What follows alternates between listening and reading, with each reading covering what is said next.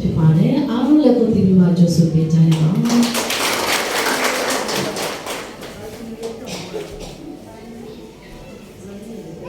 အားလုံးမင်္ဂလာပါအားလုံးကိုယေရှုနာမနဲ့နှုတ်ခွန်းဆက်ပါရစေဒီလိုဖြည်းဖြည်းနဲ့ကျေးဇူးကိုပြတဲ့ကောင်းကြီးပေးတဲ့ကြောင့်ပြတဲ့ဒါကိုဘုန်းကြီးပါစေ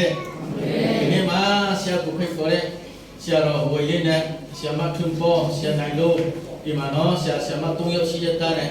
ဘာဖြစ်လို့ဒီဆရာကဒီမှာမတက်ရတလဲဆိုတဲ့အနော်ရီလိုရှိပါဘောနော်ဒီ3ယောက်ဟာကျွန်တော်တို့ဟာဆရာမလို့ဆက်တာလည်းမဟုတ်ဘူးညီကူမောင်နှမအရင်လို့ကျွန်တော်တို့လေးယောက်ကဆက်ဆက်တာကျွန်တော်တို့ဘုရားကိုရှင်ပဲဒီနေ့အကျဉ်းကိုမွေးမြဲတဲ့နေ့ဖြစ်တဲ့ယေရှုခရစ်တော်ယေရုရှလင်မြို့မှာဘုန်းကူနဲ့ဘုန်းတော်ဝင်နေတဲ့ဖြစ်တဲ့အတွက်ကြောင့်ဒီနေ့ဟာဘုရားကိုရှင်မလာတဲ့လူတွေအားလုံးတွေလည်းဘုရားကိုရှင်မတဲ့နေ့ဖြစ်တဲ့အတွက်ကြောင့်အရာကိုမွေးမြဲတဲ့နေ့ဖြစ်တယ်ဆိုတော့လည်းဆက်ဖို့ရှင်နေကျန်တဲ့တဲ့ဖြစ်ကြရအောင်ရှင်မတဲ့အခန်းကြီး27အငယ်6ကနေဖတ်မယ်တပီတော်တို့ဒီတွားရအမင်းတော်အတန်ပြုတ်တဲ့ဖြင့်မိမနဲ့မိကလေးကိုဆောင်ခဲ့၍မိပေါ်မှာမိမိတို့အဝတ်ကိုတင်ကြပြီးလျှင်ကိုရိုဒီစီတော်မူ၏အကေကိုပါစင်းနောက်လက်တွား၍အချင်းအယံများတို့ကဒါဝိသားတော်အားဟောစနာဖြစ်စေတည်းထာဝရဘုရား၏အခုတော်နဲ့ကြွလာတော်မူသောကြွလာတော်မူသောသူသည်မင်္ဂလာရှိစေတည်းကောင်းကင်ဘဝဟောစနာဖြစ်စေတည်းဟုကြွကြကြ၏ရှင်လော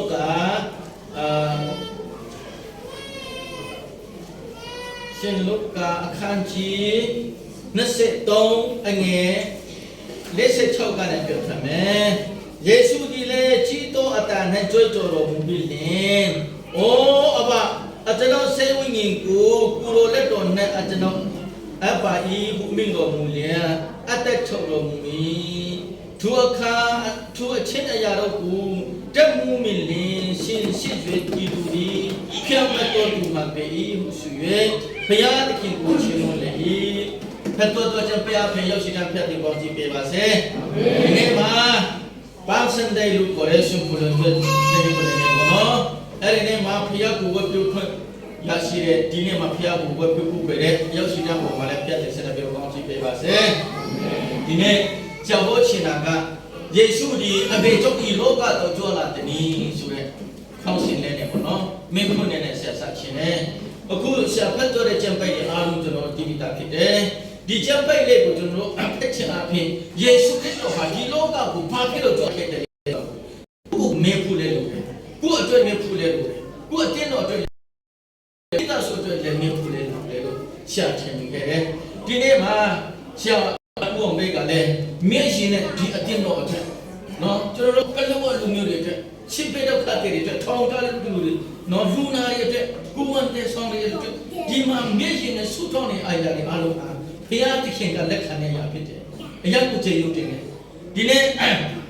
အသက်ခံတဲ့ညီနေကိုလည်းအရာကိုကျေရုပ်တင်တယ်ဘုရားကောင်းတဲ့အကြောင်းကိုကျွန်တော်တို့ကြွေးကြော်လာတဲ့အခါမှာဘုရားသခင်ကကျွန်တော်တို့အတွက်ကောင်းမှုကိုတို့ကအမေတန်ပြောတယ်ဟာလေလုယာအဲ့ဒါကြောင့်ဆရာအမေတန်ပြောတာတခုမမြင်မိတယ်ဘုရားသခင်ကောင်းမြတ်ပါတယ်ကျွန်တော်အပေါ်မှာ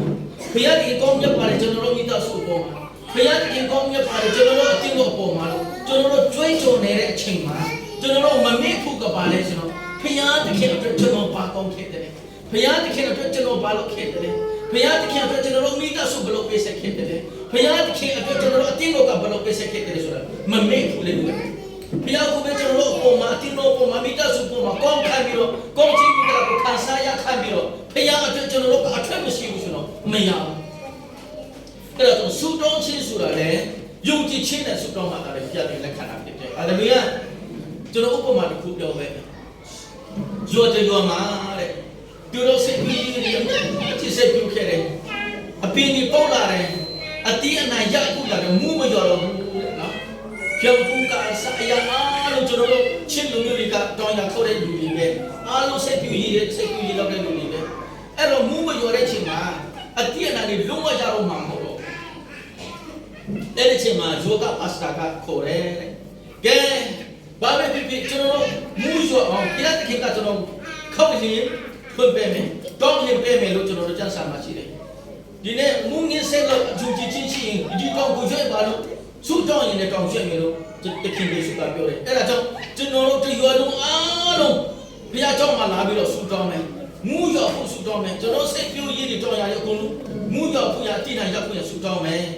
ဆိုတော့မူမဆိုရတာလေဒီနေ့တနေ့လုံးမူဆိုတော့အခုမူရောက်ပြီဆိုတော့ကျွန်တော်စိတ်ပြိုးရည်တွေကိုပြတ်တော့မှာအဲ့တော့တရွာလုံးဘုရားကျောင်းမှာလာပြီးတော့စုတောင်းမယ်လို့ပြောထားတယ်ရွာသားတွေကလည်းဟုတ်တယ်ကျွန်တော်တို့ဒီနေ့ထုမတိဘုရားကျောင်းမှာစုတောင်းတယ်ဆိုတော့ဘုရားသခင်ကကျွန်တော်စုတောင်းသူကိုနိုင်ကြောင်းမယ်မူရောက်ပြီးတော့ကျွန်တော်စိတ်ပြိုးတဲ့အရာတွေအားလုံးကောင်းမယ်ဆိုပြီးတော့ကျွန်တော်ယုံကြည်ကြတယ်ဒါဆိုရင်ခင်ဗျားတို့ယုံကြည်လား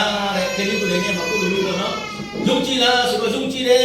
်ကျွန်တော်တို့စုပေါင်းမှုရမယ်ဆိုပြီးတော့အားလုံးလက်ပြောပြီးတော့ဟုတ်ပြီလားဆိုတော့စနေနဲ့အားလုံး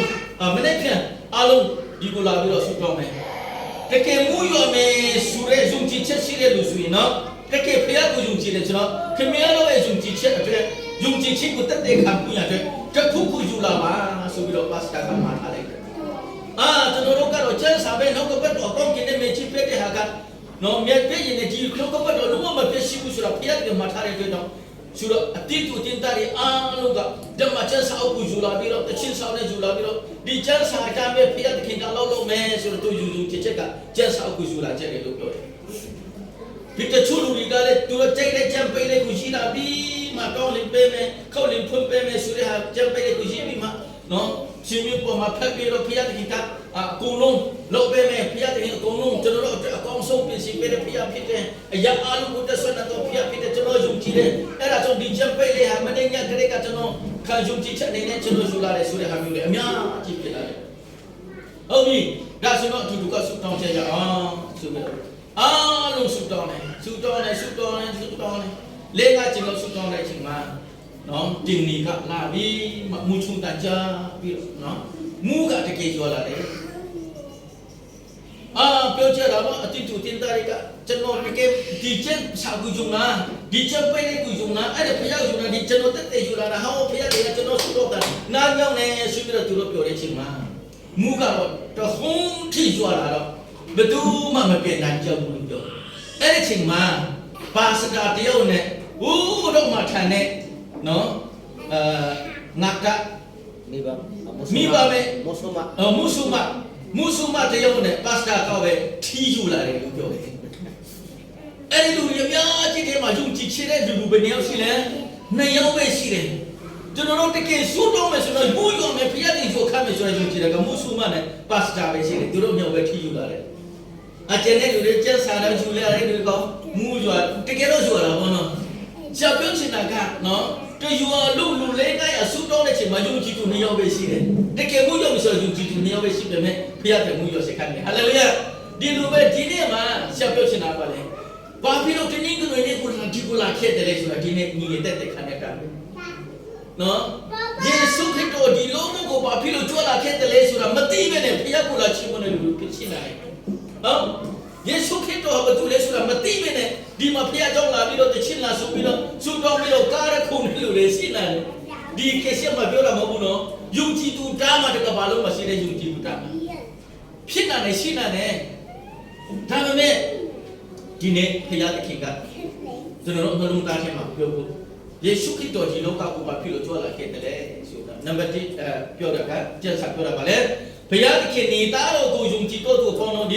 ီမျက်စိချစ်တော်မရောက်ထာဝရအသက်ကိုရရှိခြင်းကဘုရားသခင်နေမိမိတပါးတော်သားတော်ကိုဆွတော်မူနေတတ်အောင်လောကီသားတော်ကိုချစ်တော်မူမည်ဒီလောကီသားတော်အပိစီရင်ခြင်းကဘုရားသခင်နေသားတော်ကိုဒီလောကတော်ဆွတော်မူခြင်းမဟုတ်လောကီသားတော်ဒီကူရောအဖင်ကေတင်ချစ်တော်ရောက်မြဆွတော်မူမည်ကျမ်းစာမှာတိတိကျကျဘုရားသခင်ကဒီလောကသားတွေအပိတ္တာရီအားလုံးကိုဖျက်တဲ့ကမေတ္တာချစ်တယ်ဟာလေလုယာ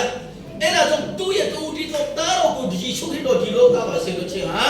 ကျွန်တော်တို့လွတ်လို့ဖြစ်တယ်ကျွန်တော်တို့ထာဝရအသက်ကိုရောက်ဖို့ရဖြစ်တယ်ဘုရားသခင်ကကျွန်တော်တို့ကိုဖန်ဆင်းတဲ့ခြင်းမှာသူ့ရဲ့ထာဝရအသက်ကိုကျွန်တော်တို့ထက်မှမဟုတ်ဘူးဖြစ်တယ်ဒီလူဟာထာဝရအသက်ရှင်ဖို့ဘုရားသခင်နဲ့မိတ်တာရောက်ဖို့အမေရိကန်ဘုရားကိုချီးမွမ်းဖို့ရန်ဘုရားသခင်ကလူကိုသူ့ရဲ့ပုံတရာနဲ့ဖန်ဆင်းပေးမယ်အပိရဲ့ဆန္ဒတရားကြောင့်မနာခံမှုတော့အပိဖြစ်လာတယ်အဲ့ဒီ အပြည့်အခါကပါလဲတေချင်းပြဖြစ်တယ်အဲ့ဒါကြောင့်အာဒမ်တို့လူသားတွေအလုံးဟာဝိညာဉ်စည်းရမှာတေးတဲ့လူတွေအလုံးဖြစ်တယ်ကိုယ်ခန္ဓာသက်ရှင်နေစိတ်နှလုံးသက်ရှင်နေဒါပေမဲ့ဝိညာဉ်စည်းရဘုရားသခင်နဲ့ဆက်လို့ကိုရတေးတဲ့လူတွေဖြစ်တယ်အဲ့ဒီလူသူဘုရားသခင်နဲ့ပြန်လဲပြီးတော့ပေါင်းဆက်တာကိုရတယ်ဘုရားသခင်နဲ့ပြန်လဲပြီးတော့မိုက်တရားဖွင့်လို့ဖြစ်တယ်ဘုရားသခင်နဲ့ပြန်လဲပြီးတော့နော်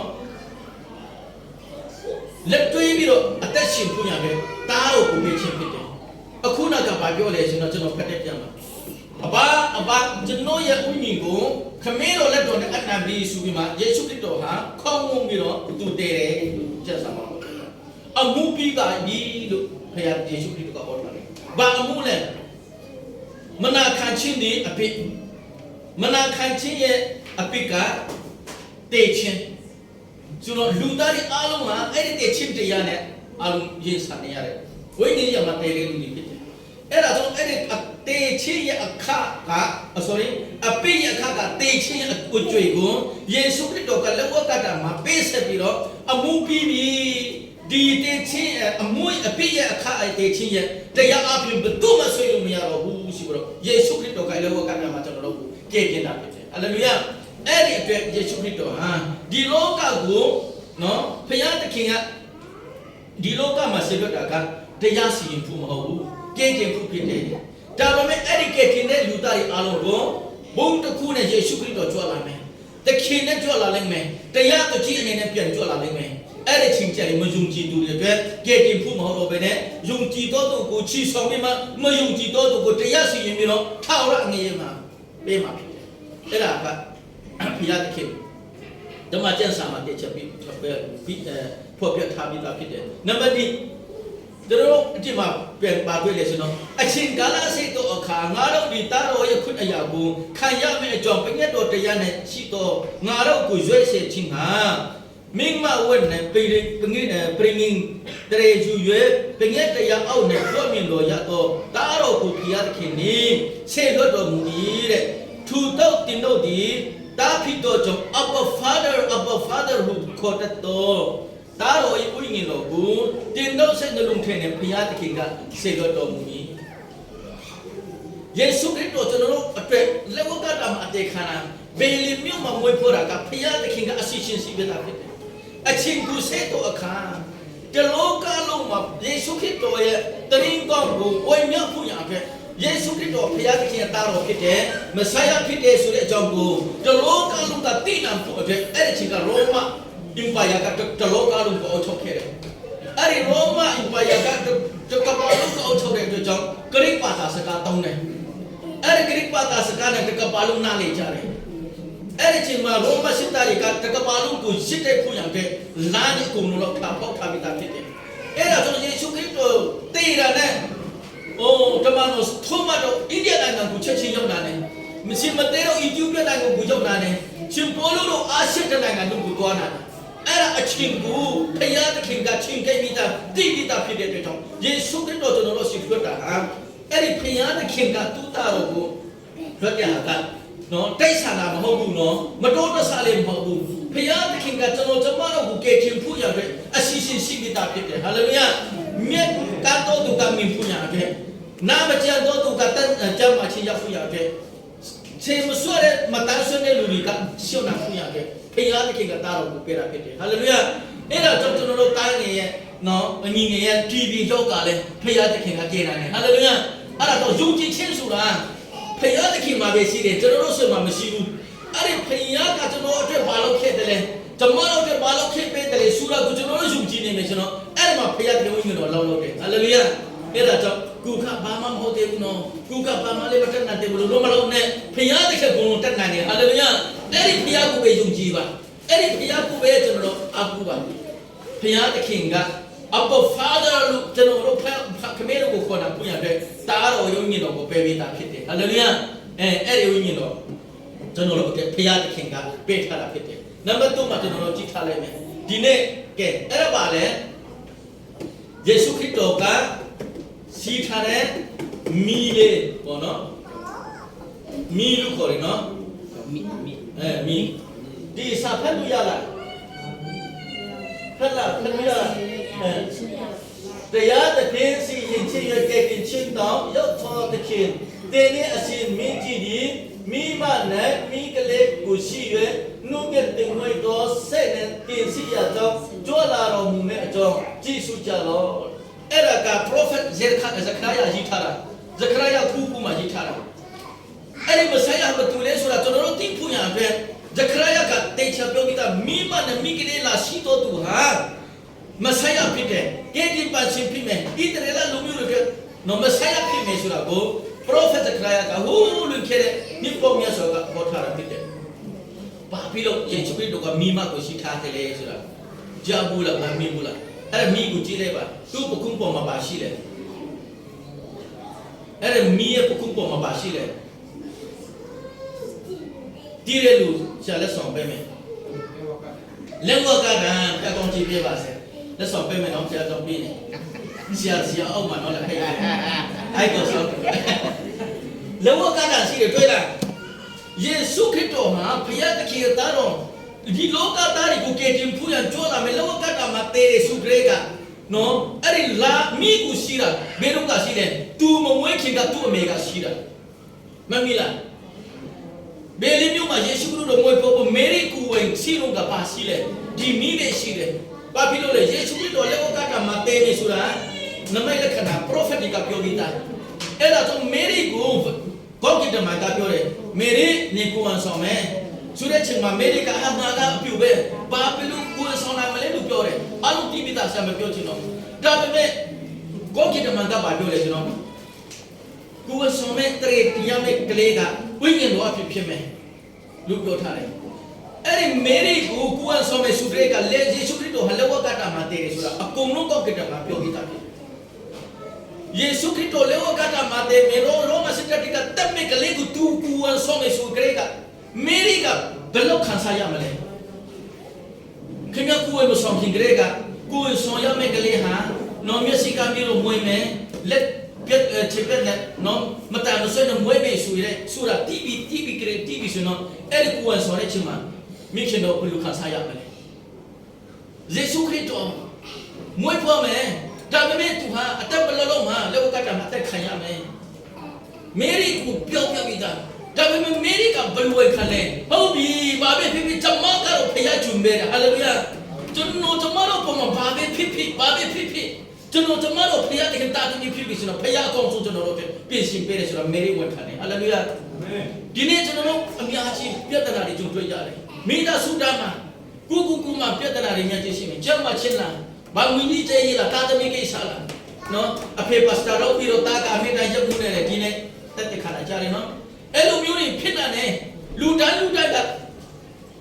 ပြဿနာရှိတယ်ဒါပေမဲ့အဲ့ဒီပြဿနာပြင်ဖြစ်မှာဘုရားသခင်ကျွန်တော်တို့အမြဲတမ်းပါရှိဘုရားသခင်ကကျွန်တော်ကိုခေါ်ပါစေအဲ့ဒါကြောင့်ဇူကြည်သူဟာကျွန်တော်အထက်မှာဝိညာဉ်တော်ရှိတယ်အပေါ်ဖတ်တယ်လို့ခေါ်တာနဲ့အချိတ်ကိုကျွန်တော်ဘုရားသခင်ပေးထားပြီးတယ်ဒုတိယအဆင့်နော်ယေရှုခရစ်တော်ဒီလာကိုရှိတာပထမဆုံးရှိတာကသူ့အမေကယေရှုခရစ်တော်မမွေးခင်မှာသူရှိတာဖြစ်တယ်။ဘာဖြစ်လို့လဲ။ဘယ်လိုမျိုးမှာနော်တကောင်စရင်ကုတ်ဖို့ရအတွက်သူမွေးခါနီမှာသူတော့ပြီးတော့ကျက်စာဖတ်တော်ဘူးနော်နည်းနည်းတော့ပြတယ်တော့နောက်တော့တစ်ရှင်းကြော်လိုက်ပါအဲ့ဒါဒီနေ့ကအဲ့ဒါပဲနော်ယေရှုခရစ်တော်ကျက်စာလာဒီကအိုးရှင်တော်သားသမီးမဆိုရင်တင်တော့အရှင်မင်းကြီးဒီမိကလေးကိုရှိ၍တင်စီရတော့ကြောတော်မူဒီကိုကြည့်စုကြလောရည်ထားသည့်အတိုင်းယေရှုဒီမိကိုရှိလေကိုရှိတွေတွေ့ရတော်မူသောအခါယေရုရှလင်မြို့သူမြို့သားတွေကဘုံတည်ပြီးသားဘာဖြစ်လို့လဲဆိုတော့အော်ဒီလူဟာကျွန်တော်တို့မဆိုင်ရာဖြစ်တယ်ဒီလူဟာကျွန်တော်တို့ကယ်တင်ရှင်ဖြစ်တယ်ဒီလူဟာကျွန်တော်တို့ရဲ့ဘီဂျင်ဖြစ်မယ်ဆိုပြီးတော့ယေရုရှလင်မြို့သားတွေအကုန်လုံးတည်တယ်နော်ဘယ်တနည်းကနေသူယေရုရှလင်ကိုဝင်ဖို့ရတဲ့ဒီလာကလေးကိုရှိတာဖြစ်တယ်ဆန်နာလို့ပြောတာကကျွန်တော်အကုန်လုံးနားလေတယ်ဒါပေမဲ့ပြောတဲ့ဘုန်းတော်ခမီးစကားဇာဘူးမောဘယ်တည်တယ်နော်ကွန်ပရိုက်နော်ကျွန်တော်နားလေဘာဖြစ်လို့လဲတချို့လူတွေကချော်နေခင်းပေးတယ်တချို့လူတွေကဒီနော်ဆွန်ပလွန်ချက်ကိုခင်းပေးတယ်သူတို့မှဆေးတဲ့အရာတွေကိုသူ့ကိုဘုံတော်ထင်ရှားပြရတယ်ဟောဆနာဆိုတာကပါလေအခုကဲ တင်ပါအခုကဲတင်ပါဒီရောမရဲ့ empire အောက်ကနေကျွန်တော်တို့ကိုကဲတင်ပါလို့သူတို့ကဘယ်ချင်းနော်ရောမဘယ်ချင်းလို့ထင်ကြတာကိုဒီလောကရဲ့ဘယ်ချင်းမြော်ဟန်လို့ယေရှုခရစ်တော်ကိုဣသရေလလို့မျိုးထင်တာသူတို့ကဲတင်ရှင်ဆိုတာဝိညာဉ်ရကဲတင်ရှင်နော်စက္ကရကဲတင်ရှင်ခြောက်ရအသက်ပေးမယ်ဆိုတာသူတို့မယုံဘူးသူတို့ယုံတာကနော်သူတို့ကိုအောက်ချုံမယ်ဒီရောမစစ်တပ်ကိုနိုင်ပေးမယ်ဆိုတဲ့ဟာမျိုးယုံကြည်ကြတယ်ဟောစနာဆိုပြီးတော့အဲ့ဒီထဲမှာယုံကြည်ကြတယ် sorry အော်ကြတယ်ဖျားသခင်နာမတော်ဖင်လာတော်သူကြီးဘုံကြည်ပါစေလို့အော်ကြတယ်အဲ့ဒီတစ်ချက်ကိုပြန်ပြောပါအဲ့ဒါဖွင့်လို့ရလားဖွင့်ကြည့်ပါအောင်အတားမလာတော့အဲ့ဒီမှာဟောစနာလို့အော်ကြတယ်ဒါပေမဲ့တပတ်မကြောက်ဘူးနော်ဒီနေ့ကတနည်းကိုနေနဲ့နော်ဒီတနည်းကိုနေနဲ့မှာဒီယေရှုခရစ်တော်ကိုလာကလေးမိကလေးစီးပြီးမှယေရုရှလင်မြို့ကိုလာတဲ့ချိန်မှာဟောစနာလို့အော်ပေမဲ့ဘုဒ္ဓဟူနဲ့ကျရင်ဘာဖြစ်လဲသူကိုလဝကတမှာတပ်ပါလို့ပြောကြတယ်ဒီလူတွေပဲယေရှုအပုံကြည့်ပါစေထာဝရဘုရားနာမတော်ပုံကြည့်ပါစေဟောစနာအော်တဲ့လူတွေကဘုဒ္ဓဟူနဲ့ကျယေရှုခရစ်တော်ဖန်ခံရတယ်ဂျတ်ပရနေပီလိုစီမာနော်တရားစီနေချိန်မှာအဲ့ဒီလူကတပ်ပါဘာနမကူလွတ်ပေးပါဆိုအော်တဲ့လူတွေသူတို့ယေရုရှလင်မြို့သားတွေပဲဘာဖြစ်လို့လဲယေရှုဟာဘယ်သူလဲဆိုတာမသိဘူးယေရှုခရစ်တော်ဒီလောကကိုဘာဖြစ်လို့ကြွလာခဲ့တယ်လဲဆိုတာသူတို့မသိဘူးအဲ့ဒါကြောင့်လေဝကတာပေါ်မှာဘာပြောလဲဟာဒီလူတွေဘာလို့လဲဆိုတာသူတို့မသိဘူးလေခုလွတ်ပါတယ်ဟာလေလုယာသူရသူရောမစစ်တာတက်တဲ့လူတွေတော့မကဘူးတကဘာလို့မမွေးတဲ့ကျွန်တော်တို့တဲ့ယေရှုခရစ်တော်ကသူပထမဆုံးဆူတောင်းပေးတယ်ကဒီလူတွေကဘာမှမသိဘူးငါဟာဘာတူလဲဆိုတာမသိဘူးဒါပေမဲ့ကမေလို့သူတို့ကိုဖွင့်လွှတ်ကြပါသောမတ်စီမဘာပြောလဲငါကိုယုံကြည်ပြီးမှယုံကြည်တော်သူတွေထဲငါကိုမမြင်ပဲနဲ့မထိမထွက်ပဲနဲ့ယုံကြည်တော်သူတွေပေါ်မှာမင်္ဂလာရှိသည်ဟာလေလုယာ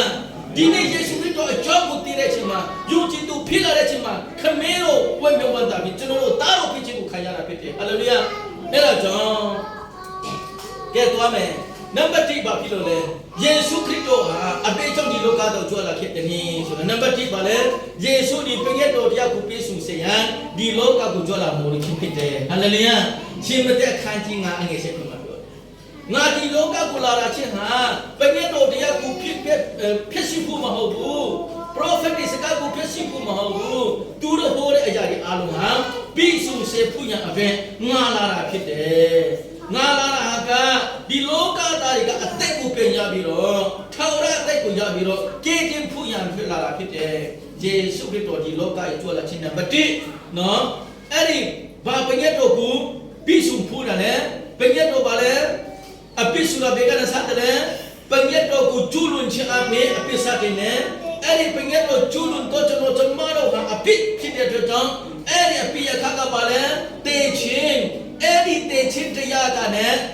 ကျွန်တော်တို့ကိုလွတ်မြောက်ဖို့ရတဲ့ယေရှုခရစ်တော်ဒီလောကမှာကြွလာခြင်းဖြစ်တဲ့အတွက်ကြောင့်ယေရှုဟာဖခင်ရဲ့သားဖြစ်တဲ့အတွက်ကြောင့်တေချင်းကမနိုင်ဘူးဟာလေလုယာယေရှုခရစ်တော်ဟာပညတ်တော်ကိုမကျူးလွန်ဘူးမကျူးလွန်တဲ့အတွက်ကြောင့်အပိယခတေချင်းကသူနဲ့လုံးဝမဆိုင်ဘူးအဲ့ဒါကြောင့်အပိလည်းမရှိတဲ့အတွက်ကြောင့်တေချင်းကယေရှုကိုမနိုင်ဘူးဟာလေလုယာအဲ့ဒါကြောင့်ကျွန်တော်တို့အပိမရှိလို့မဟုတ်ဘူးနော်အပိမကျူးလို့မဟုတ်ဘူးနော်ယေရှုခရစ်တော်အထက်မှာကျွန်တော်တို့အသက်ရှင်လာတဲ့ချိန်မှာကျွန်တော်တို့ဟာယေရှုအကြောင်းတက်ရှင်တော်သူဖြစ်တယ်ဟာလေလုယာယေရှုကြောင့်ဖြတ်မတော်သူဖြစ်တယ်ဟာလေလုယာယေရှုကြောင့်တာကျွန်တော်တို့အသက်ရှင်လာဖြစ်တယ်ယေရှုကြောင့်တာကျွန်တော်တို့လွတ်မြောက်လာဖြစ်တယ်ဟာလေလုယာဒီလောကမှာယေရှုကြွလာခြင်းဟာအဲ့ဒီပညာကိုဖြည့်ရှိဖို့မဟုတ်ဘဲပြီးဆုံးဖို့လာတယ်ဘာပြီးဆုံးတယ်လဲအပိယခတဲ့ချင်းတရားကိုယေရှုကပြည့်စုံစေပြီဟာလေလုယာကျွန်တော်တို့တေချာမရှိတော့ဘူးဟာလေလုယာဘုရားကိုလည်းခောက်ကြည့်ပြီးချီးမွမ်းရအောင်ဟာလေလုယာကျွန်တော်တို့အတွေ့ဆက်ရမယ့်တေချင်းတရားဟာယေရှုခရစ်တော်လည်းဝကတာမှာတည်ခံပြီးသားဖြစ်တယ်ဒီနေ့ကျွန်တော်တို့လွတ်မြောက်တော်သူဖြစ်တယ်အဲ့ဒါကြောင့်ယေရှုပထမအချက်ဒီလောကကိုကြွလာခြင်းဖြစ်တယ်အဲ့ဒါကြောင့်ယေရှုခရစ်တော်ဘုန်းတော်ကိုထင်ရှားဖို့ရတဲ့ကျွန်တော်တို့ဣသရေလလူမျိုးတွေဟောစနာခုအော်ပြီးတော့ဘုဒ္ဓနဲ့တဏိကိုတွေကြမှာလောကတာမှာတက်ပါဆိုရအောင်နဲ့မဖြစ်စေချင်ဘူးနော်ကျွန်တော်တို့ထာဝရအသိကြတဲ့လူကတဏိကိုတွေမှာဒီကိုလာပြီးတော့ဖယားကိုချီးမွမ်းဖို့တော့ဆူတောင်းပြီးတော့နော်မနေ့ကအလောက်လုံးနေပြီးတော့ညနေကျရင်အာမင်ခင်ဗျာပိတ်စားချီးသေးလားကွာနောက်တော့ဘူးတော့ပြန်ဝင်ပါဆိုတော့မလုံးနဲ့တော့တားလို့နော်တနေ့ကိုနေမှာဘုရားချီးမွမ်းပြီးမှတနေ့လာတဲ့အလောက်တော်တဲ့ချိန်ကြတော့နော် မချိနဲ့လေခင်ဗျားတို့လည်းပါလေရာဇာစာဒါရီဘောနော်ခဏီရီစီတဲ့လားကျွန်မဟာနေနေလေးကျန်တော့လေစီးနေတာမျိုးအဲ့လိုနော်မလုံးနဲ့ဆိုတာကဆရာပြောတော့ဘုရားတခင်ကမလုံးစိတ်ချင်ဘူးနော်ဆရာကလည်းအရင်ကစိတ်တာဘဝနော်လာဝကဘောထောက်လိုက်ဘောကလည်းဒါတော့တကတည်းကစပစက်ကကျဲတယ်လို့ဖြစ်တယ်ဒါနဲ့စိတ်တယ်လို့ဟန်ကောင်းဘူးနော်မယုံရင်ဘယ်သူကကျွန်တော်တို့ကိုတီးလဲဘုရားမကဘုရားကတော့ထားလိုက်တော့ဒီမှာထိုင်နေတာကျွန်တော်သဘောထားကိုမေးလိုက်ကဲဒီလိုမျိုးဘုရားသခင်ကကျွန်တော်တို့ကိုမလုံးစိတ်ချင်တော့ဘူးနေတာကိုပါလေဘုရားကိုဟောစနာဆိုတာကျွန်တော်တို့အိုဆမ်လို့တော့ကျွန်တော်တို့ကတင်ပြီးပြီလေကျွန်တော်တို့ကတင်ပြီးပြီလုံးမြောက်ပြီဆိုတော့ကျွန်တော်တို့ဘုရားကိုဘုလို့ဘယ်လိုထင်ရှားရမလဲဆိုတော့အမင်းတန်ဝတ်ကူကွယ်ချီးမွမ်းတယ်ဟာလေလုယာဘုရားကြောင့်ထဲမဟုတ်ဘူးနော်အင်တာတော်ရဲ့ချင်မလေးဘုရားသခင်ကိုချီးမွမ်းရမယ်အလုံးလုံးရဲ့ချင်မလေးဘုရားကိုချီးမွမ်းရမယ်နော်သူငယ်ချင်းဒီလေငါရောက်တဲ့ချင်မသူများအကြောင်းကိုပဲပြောနေယေရှုကြောင့်တာကျွန်တော်တို့လွတ်မြောက်တယ်ဆိုတာပဲပြောနေ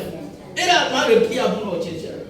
ဘုရားကြောင့်မှဘုလို့ချင်ရှာဘုရားဟာလေလုယာခဏချင်းကိုရအောင်ရှေ့ချင်းကိုရအောင်တုံးချင်းကိုရအောင်ဘယ်လုံးပဲတဲတဲ့ချင်းကိုဘုလို့ဘလို့မထင်ရှာဘူးဘုလို့ထင်ရှာပါလေဘုရားသခင်ဟာကျွန်တော်ရဲ့ဒီပါရှိဖြစ်တဲ့ဆိုတာနော် worship ဆိုတာကဝတ်ပြုဖို့ပဲလားကဒီဘုရားတော်ရဲ့မဟုတ်ဘူးဒါကတော့နေရှင်နဲ့တတ်တာမပြောဘူးဝတ်ပြုနေကိုပဲကျွန်တော်တို့အထူးပါရှိတဲ့ဆိုတာမြတ်တာပြောဘုရားသခင်ကောင်းမြတ်ကြောင့်ကိုအမေတန်းကြွေးကြော်မယ်ဘုရားသခင်ကကတိမိတာဖြစ်တဲ့ကြောင့်ကိုကျွန်တော်တို့ပဲမယ်အဲ့ဒီလိုဆိုနောက်ဆုံးမှာဘာလို့ရမလဲတရုတ်နဲ့တရုတ်ကတိမိတာယုံကြည်သူအချင်းချင်းကိုပါလေချစ်ချင်းမတာဖြစ်တဲ့ရှင်ပါလေနောက်ဆုံးပညတ်တရားနောက်ဆုံးမှာပညတ်ပြပါလေချစ်ချင်းမတာလပ်နာတယ်တရုတ်နဲ့တရုတ်ကိုချစ်ခင်နေပါငါကချစ်တဲ့တာပဲဒီလိုကိုလည်းတရုတ်နဲ့ချစ်ပါနော်တရုတ်နဲ့တရုတ်ကိုချစ်ချင်းမတာကိုဝေမမှာတာလေဘုံတော့ကျွန်တော်တို့ခင်ရှာနာရှင်နာနေဆိုတော့ကိုလေနံပါတ်1အချက်ပြောချင်တာဖြစ်တယ်နံပါတ်2ယေရှုကပါလေဆိုတော့ဒီလောကရဲ့မိသားစုပဲဖြစ်ဖြစ်လူမျိုးပဲဖြစ်ဖြစ် divide နော်ကိုယ်ပြည့်စက်ခြင်းနဲ့မော်နော်သူတို့ချင်းကအဖေကယုံကြည်ကိုဖြစ်မယ်အမေကမယုံကြည်ဘူးဥပမာကကျွန်တော်မိသားစုတွေမှာဒုတိယဝေဖွဲ့ခြင်းခံရလူရှိမယ်ယေရှုခရစ်တော်ကတင်ပါခြင်းနဲ့ဖြစ်တဲ့လက်ခံတဲ့လူရှိမယ်နာမည်ခံခရစ်ယာန်တွေဖြစ်မယ်ဒီလူတွေဘယ်တော့မှကိုယ်မလဲကျွန်တော်တဲတဲ့ချင်းမှာထာဝရငရဲနဲ့ထာဝရကောင်းကင်ကျွန်တော်ပြောဒီလောကမှာယေရှုခရစ်တော်လာတာဟာဒါလာဘူးနော်မိသားစုကိုလည်းယုံကြည်သူနဲ့မယုံကြည်သူခွဲပြဖို့ရန်ဖြစ်ဖို့ဥပမာပြောရစီအဲ့ဒါယေရှုခရစ်တော်လာခြင်းဖြစ်တယ်နံပါတ်2တော့ဒီလိုနံပါတ်3မှာဘာပြောလဲကျွန်တော်ယေရှုခရစ်တော်ဒီ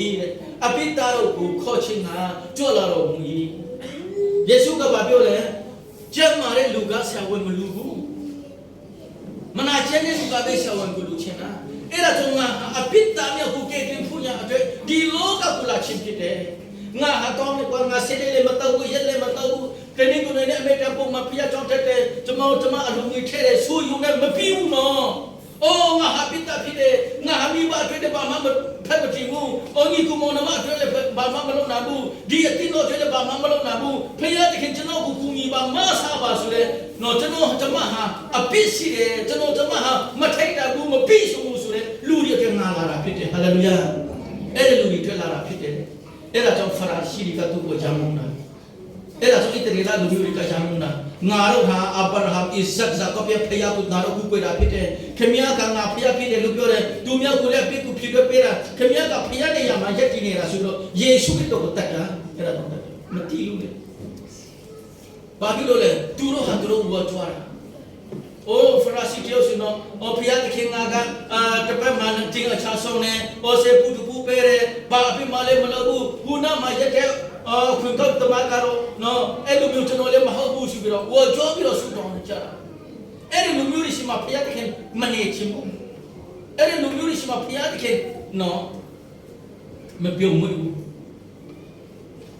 ဒီနေ့ကျွန်တော်တို့ဟာယေရှုကြောင့်တာဖြောင်းမခြင်းချမ်းသာခြင်းတို့မျိုးတို့ခံရတဲ့အတွက်ယေရှုကြောင့်တာကျွန်တော်အသက်ရှင်တယ်ယေရှုကြောင့်တာကျွန်တော်တို့ဖြောက်ရှက်တာနဲ့ဖျားကူးပွင့်တာနဲ့ချီးမွမ်းတာနဲ့ဝတ်ပြုတာနဲ့ပေးခွင့်တာနဲ့ဆိုတာလေအဲ့ဒီဖျားကပေးတဲ့ကောင်းခြင်းမင်္ဂလာကြောင့်ပဲဟာလေလုယာအဲ့ဒါဆိုနံပါတ်1ဖျားကိုမေတ္တာထားရနံပါတ်1မှာဖျားကိုမေတ္တာထားရအဲ့ဒါနံပါတ်3ချက်အကြတာဖြစ်တယ်နံပါတ်4မှာဗာပြောလဲရှင်တော် ယေရှုဒီအစေခံရအသက်ကိုပေးအပ်တော့မှာကြွလာတော်မူ၏ယေရှုခရစ်တော်ဒီလောကကိုလာခြင်းဟာကျွမ်းဘဝကိုခံပြီးတော့သူမြတ်အတွက်အလောလောပေးဖို့ဖြစ်တယ်တဲ့ဟာလေလုယာအဲ့ဒါကြောင့်ဒီတော့အတွက်ငါလောက်ပေးတယ်လို့ဒီတော့လည်းသူမြတ်အတွက်လောက်ပေးလိုက်ပါလို့ယေရှုကကျွန်တော်အခုကျွန်တော်တို့အမှုတော်ဆောင်အများကြီးကကျွန်တော်တို့ကအတင်းတူတင်းသားတွေကအတင်းတူတင်းသားတွေအတွက်အလောလောဖို့ပါစတာဖြစ်ပေမဲ့အဲ့လိုမျိုးပါစတာတွေရှာပါဖြစ်သွား။အိုးအတင်းတော်မှာပွဲတော်မှာမင်္ဂလာဆောင်နေပါလိမ့်ရှိတော့မှာပါစတာတွေအတွက်ထိုင်ခုန်ရှိပေးလေဖြစ်နေအကောင်းဆုံးချက်ပေးလေဟုတ်နော်။ပါစတာတွေအတွက်နော်အတင်းတူတင်းသားကပင်ပန်းခံပြီးတော့လောလောမယ်။ယေရှုကတော့အဲ့လိုမဟုတ်။နင်တို့စားပါနင်တို့တော့ပါနှုတ်နေပါနော်။သူမြတ်အတွက်ယေရှုခရစ်တော်လာ။ကျွန်တော်တကူအဲ့ဟောတာ love for မှာကျွန်တော်တွေ့ခဲ့တယ်။ဘာလဲ။ယေရှုခရစ်တော်ငါ့ကိုဝက်မီလီယံပေးရင်ငါခရုစိတ်လုပ်ပေးမယ်။အလ္လာဟ်ပေါ်မှာကျွန်တော်တွေ့ခဲ့တယ်။ယေရှုခရစ်တော်မီလီယံပေးပြီမီလီယံကျွန်တော်ကိုမီလီယံပေးပြီရှင်တော့ခင်ဗျားကဲတင်ရှင်တဲ့လူတွေပြန်ငါခရုစိတ်လုပ်ပေးမယ်။ခင်ဗျားခရုစိတ်ကိုကြိမ်မလားငါ့ကိုမီလီယံပေးမလား။အဲ့လိုမျိုးတရားဟောဆရာလေးရှိနော်။စဉ်းစားကြည့်ပါဦး။ခရုစိတ်နဲ့မီလီယံ$1 million $1 million လေးမလားယေရှုခရစ်ကိုရှိခိုးလမ်းပေါ်မှာကျွန်တော်တွေ့ခဲ့လမ်းဆိုတော့ Facebook မှာပေါ့နော်တွေ့ဘူးလားတော့ယေရှုခရစ်တော်အဲ့လိုမျိုးပြလာတာမဟုတ်ဘူးယေရှုခရစ်တော်အဲ့တွေ့လာတာမဟုတ်ခင်ဗျားပြောတာဖိမပြောတာဖိခီးဦးမဆက်ဘူးယေရုရှလင်မြို့သားတွေကဟောစနာယေခင်ဗျာဘုရားသခင်နာမတော်ဖြစ်လာတော့သူဒီပုံကြည့်ပါစေသူတို့အော်ရချင်မှာဖရာရှိကြီးကဘာပြောလဲဒီလူတွေဘုမောခါနဲ့ဒီလူတွေကအကုန်လုံးဆုံးမပါလို့ပြောတဲ့ချိန်မှာယေရှုခရစ်တော်ဘုရားရဲ့သားဖြစ်တယ်ဂေဒီပန်ရှင်ဖြစ်တယ်မဆိုင်ရရှိတယ်ဆိုတာကိုမအိုဘူးဆိုရင်ဘာပြောလဲလုံတကက်ခါကြောက်ခဲအိုမဲလို့ယေရှုကပြောတယ်ဟာလေလုယာကြောက်ခဲအိုရမှာခမည်းမင်းလည်းမပြောနဲ့တစ်ချက်မပြောနဲ့ဒေါ်လာမပြောနဲ့မအိုရင်လည်းရတယ်ဖျားသခင်ကအတုံးပြုံးတာနေကြောက်ခဲတယ်တော့အတုံးပြုံးတာနေအဲ့ဒါဓမ္မတရားပဲဒါပေမဲ့ကျွန်တော်တို့ဒီအမှုတော်မှာပါဝင်နိုင်ခွင့်ရတာဟာလေကျေးဇူးတင်ဖို့ပဲဟာလေလုယာကျွန်တော်တို့ဒီလိုအဖြစ်သာမထိတ်မတန်မဲနဲ့ဒီအသင်းတော်အတွက်ဒီဖျားအတွက်အမှုတော်ဆောင်ဖြစ်အသင်းတော်တင်တာပဲပါဝင်ခွင့်ရတာကျွန်တော်တို့ကျေးဇူးတင်ဖို့ပဲဖျားကိုချီးမွမ်းဖို့ပဲကျွန်တော်တို့မပြောရင်မဟုတ်ရင်မချီးမွမ်းမကုကွယ်ရင်လည်းအလုံးလုံးလိုက်နော်ယက်တင်ဟိုင်လေကမ္ဘာဟိုင်လေမတနေ့တော့တော့အဲ့လေဖျားကြောင့်တခါမှမလာနဲ့ခုမထဲနဲ့ရတယ်ဖျားတခင်ဒီမဲ့လေတော့တုံးပြနာနေကြောက်ခဲလေးကိုဖျားတော့တုံးပြနာကျွန်တော်တို့ပါဝင်ခွင့်ရတာကိုကျွန်တော်တို့ဖျားကိုချီးမွမ်းရအဲ့ဒါကြောင့်ဖျားတခင်ဟာသူမြတ်အတွက်အလုံးလုံးပေးဖို့လာတာဖြစ်တယ်ဟာလေလုယာမမင်းနာပေမဲ့ဆာလန်ချက်မှာပြောထားလဲညအဲ့တဲ့ချိန်မှာဖျားတခင်ကတာသမီးတွေအတွက်အကုန်လုံးပြင်ဆင်ပေးတယ်ဟာလေလုယာအဲ့ဒါကြောင့်ပင်ပန်းဆိုတော့လို့ဆက်လည်းမလို့ဖျားကိုယုံကြည်မှတ်တာနဲ့ကျွန်တော်အသက်တာပေါ့တဲ့နံပါတ်5အမင်တို့ရနံပါတ်5ယေရှုဒီတရင်ကောင်းကိုချိန်ရရကြောလာတော့မူဟာလေလုယာဟာလေလုယာယေရှုခရစ်တော်ဟာဒီနေ့ချင်းမင်္ဂလာခံပြီးတော့ရပ်ပေါင်း40အစာမစပဲနဲ့ဝိညာဉ်တော်ကသူ့ကိုတင်တန်းပေးတင်တန်းပေးပြီးတော့ဖျားသခင်ကောင်းတဲ့ကြောင့်သူ့ကိုကဲ့တဲ့ပတ်စပ်ပေးတဲ့ကြောင့်ကိုတွင်တင်ပေးပြီးတော့ယေရှုခရစ်တော်ဟာရပ်ပေါင်း40ဝိညာဉ်တော်နဲ့တင်တန်းတက်ပြီးမှပြန်လာပြီးတော့တရားဟောဆက်ခဲ့တယ်တရင်ကောင်းနေပေါ့ငါဟာမဆိုင်ဖြစ်တယ်ဖျားသားဖြစ်တယ်နော်ငါကိုယုံကြည်တော်သူဒီပြည့်စုံခြင်းတော်မရောက်ထာဝရအသက်ကိုရမယ်ငါဟာကောင်းကင်မနာဖြစ်တယ်ဣသရေလလူမျိုးတွေညပေါင်း40စားတဲ့မုန်းကငါဟာငါဖြစ်တယ်ဒီကမုန်းကပါလေဘုံဥပမာဖြစ်တယ်နမိတ်လက္ခဏာဖြစ်တယ်တကယ်အသက်မုန်းကငါဖြစ်တယ်အသက်ဆိုင်ကငါဖြစ်တယ်ငါထန်တော့လာတော့သူဒီဘေရောမှာအစာမငကူရီမငတော့ဘူးလို့ယေရှုပြောတယ်တရင်ကောင်းဟောပွဲဖို့ဒီလောကကိုလာချင်တယ်ဒီနေ့အဲ့ဒီယေရှုခရစ်တော်တရင်ကောင်းတဲ့ခန္ဓာဒီလောကကမှာတည်ပြီးတော့ရှင်ပြန်ထမ်းမြော်တယ်ရှင်ပြန်ထမ်းမြော်တယ်ဆိုတဲ့တရင်ကောင်းကဘာတရင်ကောင်းမှမရှိတော့ဘူးတချို့ဘာသာရဖျားတွေကမူတေရလေတည်ပြီးတော့သူတို့ရှင်ပြန်ထမ်းမြော်လာမထမ်းမြော်တော့ဘူးဘာဖြစ်လို့လဲအဲ့ဒီပညာတော်ကျူးလွန်ပြီးတော့အပိယအခတ်တဲ့ချင်းတရားနဲ့သူတို့ရင်ဆိုင်လို့ဖြစ်တယ်ယေရှုခရစ်တော်ဟာပညာနဲ့မကျူးလွန်ဘူးအပိလည်းမရှိတဲ့ကြောင့်တေချင်းကသူ့ကိုမနိုင်ဘူးဟာလေလုယာတေချင်းကိုလည်းအောင်တယ်လောကကိုလည်းအောင်တယ်အပိကိုလည်းအောင်တယ်ဟာလေလုယာအဲ့ဒီယေရှုကိုတင်တည်သလားအဲ့ဒီယေရှုကိုတင်တည်သလားအဲ့ဒီယေရှုကတရင်ကောင်းကိုဒီနေ့ ဒီခင်းကျွန်တော်တို့ရှိမှာဟောပြောဖို့ရတဲ့ဆရာကိုစေလို့ချစ်တာဖြစ်တယ်အဲ့ဒီတရင်ကောက်ကိုလက်ခံချက်လာတဲ့လူတွေပြောတော့ထာဝရအသက်တော်မကဘဲနဲ့ဒီလောကအတွက်ဖျားတင်ပုံလို့ပြောတယ်ယေရှုကြီးပြောတော်သူကိုရှေရရကဲတင်ချင်းငါကြွလာတော့ဒီပဲယေရှုခရစ်တော်ဟာပြောတော်သူတွေနာမကျင့်တော်သူတွေလူတွေအပြစ်ရှိတဲ့လူတွေလာတာဖြစ်တယ်နံပါတ်9ငါဒီလောကကိုကဲတင်ချင်းငါလာခုနပြောတယ်ဒီလောကကိုကဲတင်ဖူးညာလာတယ်လာတယ်ပါလေနံပါတ်10မှာပြောလဲငါဒီခမဲတော်အလူတော်ကိုဆောင်ချင်းငါအပြစ်တာတော့ကိုကဲတင်ချင်းငါလောကကိုလာယေရှုခရစ်တော်ကခမဲတော်ရဲ့အလူကိုဆောင်ဖူးရတယ်။အော်တဲ့ခဏမှလည်းခမဲတော်အလူတော်တမ်းပဲဖြစ်တယ်။အော်ခမဲတော်ငါရဲ့တက်ကိုလည်းခမဲတော်လည်းတော်တယ်။သူရဲ့အလူတော်တမ်းတဲ့ရှင်။နာခံမှုကဒီကဖြစ်တယ်။အဲ့ဒါကြောင့်ဒီနေ့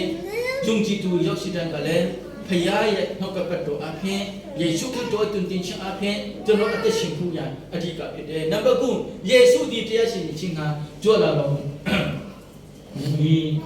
ယေရှုခရစ်တော်ဟာနောက်ဆုံးကျရင် vision နဲ့နော်တရားတစ်ချက်နေတယ်ပဲနော်ဒီလောကကိုတရားရှိကိုယ်တိုင်ကြွလာမှာဖြစ်တယ်။နံပါတ်10ယေရှုဒီကျွေးတော်တတ်တာကိုပေးတနာတော်မူခြင်းဟာပြီးဆုံးတော်တဲ့ကိုရရှိခြင်းကြွလာခြင်းဖြစ်တယ်။ဟာလေလုယာယုံကြည်သူသားသမီးတွေအားလုံးဟာကြွေးတော်တတ်တာခံစားရဖို့ယေရှုခရစ်တော်ဒီလောကကိုကြွလာခြင်းဖြစ်တယ်။ကြွေးတော်တတ်တာဆိုတာနော်ချမ်းသာတာမဟုတ်ဘူးနော်ဒိတ်ကရှိတော့မဟုတ်ဘူးနော်အင်းရှိတော့မဟုတ်ဘူးနော်ပိဿာအမြင့်ချင်းပါမရှိတော့မဟုတ်ဘူးနော်ကြွေဝတော်တက်တာဆိုတာကနေစင်နေတန်လူတဲ့ရကိုချက်ပင်တော့ပြတ်ပြင်ဖြစ်တယ်ဟာလေလုယာလာစာဘလို့ပဲရတထုံပဲရတထုံပဲတဲ့လုံလောက်အောင်တုံးနိုင်အောင်ဖျားတဲ့မေတ္တာပြင်စီကြတာဖြစ်တယ်ဇေရဖတ်မုဆုမ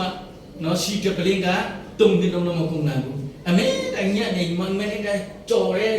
နော်စီတပလေးကိုမကုန်နိုင်ဘူးမရှိတာကိုစိတ်စေချင်းဟာကစာတန်မာနရဲ့နမိတ်လက္ခဏာဖုံးပြီးဒုက္ခနာကစာတန်မာနလက္ခဏာနော်ပိဿာအဲ့ထဲမှာပိဿာဒုက္ခနာကစာတန်မာနရဲ့လက္ခဏာအဲ့ဒီပိဿာဒူရဲ့ပိဿာကဘာနံပါတ်နဲ့လာခဲ့တယ်လေမင်းတို့ခင်ဗျားတို့စဉ်းစားဘူးလားဟမ်မင်းတို့ပိဿာအဲ့ဒီထောက်ကြပါပိဿာဒူမယ်ဆိုပြီးတော့လေ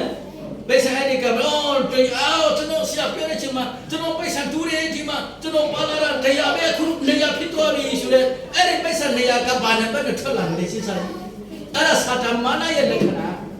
ဖခင်ရဲ့လက္ခဏာကကျွန်တော်စီးတဲ့ဟာကိုကြွေဝအောင်ဖခင်တင်တုံ့ပြောတာနေဟာလေလုယာဒီနေ့ကျွန်တော်မှာစီးတဲ့ပိဿာရဲ့ထဲမှာစီးတဲ့လေးငါးရာကိုဖခင်တခင်ကတလားလုံးလုံးနာဖခင်တင်တုံ့ပြောတာနေအဲ့ဒါပဲဖခင်ဌာနလာတော့လက္ခဏာနော်အဲ့ဒါတော့ကျွန်တော်တက်ရှင်ဖို့အချိန်မှာစဉ်းစားဖို့လိုတယ်နောက်ဆုံးဖခင်တခင်ကျွန်တော်ဒီလောကကိုကြွလာခြင်းဟာဘာလဲပြန်လဲပြီးတော့ဆိုတော့ဖူရတယ်ပြန်လဲပြီးတော့တင်မြဖူရတယ်ပြန်လဲပြီးတော့အသက်တာကိုကြည်ထောင်ပြရတယ်ဒီလောကမှာတရားမြတ်တာမှုတော့ဖြောင်းမချစ်တရားကိုရရှိဖို့ရတယ်ယေရှုခရစ်တော်လည်းကတ္တမလာတာဖြစ်တယ်ဒီလောကကိုကြွလာပြီးတော့ဒီလောကတ္တမှာတေခံတယ်လေဝကတ္တကလည်းရှင်ပြန်ထမြောက်ပြီးတော့ဒီနေ့ဒီချိန်မှာဘုရားသခင်ခမေးတော်ထံမှာငါတို့အပြစ်အတွက်သူကရစ်ပရိုဟက်ကြီးလို့ပြီးတော့ကျွန်တော်အပြစ်တရားကိုယေရှုခရစ်တော်ကခုတောင်းပန်စေဖြစ်တယ်သူရဲ့အတွေ့ကိုယူသွားပြီးတော့ဘာဖြစ်လဲသွားငွားတူးတဲ့စိတ်တွေ့မဟုတ်ဘဲနဲ့သူ့အတွေ့ကိုယူပြီးမှခမေတော့ဒီလူသားတွေအလုံးဟာကေရှေမရှိတဲ့အတင်းသူတင်းသားတွေအလုံးဟာအပြစ်တွေအလုံးဟာဒီအတွေ့အဖြစ်ကျွန်တော်စိတ်ထုတ်ပြီးသားဖြစ်တယ်သူတို့အတွေ့ဖြစ်တယ်နော်အပြစ်အခတ်တရားတေးချင်းကနဲ့သူတို့တို့မျိုးပြရတယ်ငါတေးပေးပြီးသားဖြစ်တယ်ဆိုတော့အခုယေရှုခရစ်တော်ဟာခမေတော်ထံမှာကျွန်တော်ပဲရစ်ပရိုဂျက်လုပ်နေတယ်ဖြစ်တယ်အဲ့ဒါကြောင့်ကျွန်တော်တို့ကိုယေရှုကြောင့်တာနဲ့ရွေးနှုတ်ခြင်းဖြစ်တယ်ယေရှုအဖြစ်ဖခင်တခင်နဲ့ပြန်လဲပြီးတော့တင်မဲ့တဲ့လူတွေဖြစ်တယ်ယေရှုခရစ်တော်ကကျွန်တော်တို့အသက်တာကိုကြွေရောတော့အသက်တာအနေချင်းနေတာဖျက်ကိုချီးမွမ်းတာတော့တာသမီဖြစ်စေခွင့်ရအတွက်အမေတန်ပြန်လဲပြီးတော့ဒူထောင်တာဖြစ်တယ်ကျွန်တော်တို့အမေတန်ဖြောင်းမစေတယ်ကျွန်တော်တို့မဖြောင်းမဘူးကျွန်တော်တို့ကမယူတာဘူးကျွန်တော်တို့ကမကောင်းဘူးဒါပေမဲ့ယေရှုကြောင့်တာလေကျွန်တော်တို့ကောင်းတော်သူဖြစ်တယ်ဖြတ်မတော်သူဖြစ်တယ်တက်ရှင်တော်သူဖြစ်တယ်ယုံကြည်ခြင်းကလည်းအဲ့ဒီယေရှုခရစ်တော်ထံကလာတယ်ဆိုတာကိုကျွန်တော်တို့သိခွင့်ရတယ်ဒီနေ့ခုနပဲချင်တာဖြစ်တယ်အမေတန်အောင်ဖို့ရှိပြီးယုံကြည်သူရဲ့ပုံမှာအမေတန်ပြတဲ့ကကျွန်တော်တို့ကိုယ်ကမှဆက်တယ်ကောင်းကင်တမန်ကြီးစေတော်ပေးတယ်နော်ကျွန်တော်တို့လူအတဲ့အရာတွေအလုံးကိုဖြစ်ရှိပေးဖို့ရတယ်ကောင်းကင်တမန်ကြီးစေတော်ပေးတယ်ကျွန်တော်တို့အထက်မှာသူ့ရဲ့ဝိညာဉ်တော်ကိုနော်ပေးထားပြီးတော့နေ့စဉ်နေ့တိုင်းအဘဖာဒါအိုအဖာကျေးဇူးတင်နေဆိုပြီးတော့အမေတန်ကိုယ်ကိုချင်းမွန်းတ တက်မဲ့သူယုံကြည်သူဖြစ်စေခြင်းနဲ့ပြတဲ့ကအဲ့ဒါကိုယုံကြည်တာဖြစ်တယ်အဲ့ဒါကြောင့်ဒီနေ့ယေရှုခရစ်တော်ဒီလောကရဲ့ကြွယ်လာခြင်းဟာ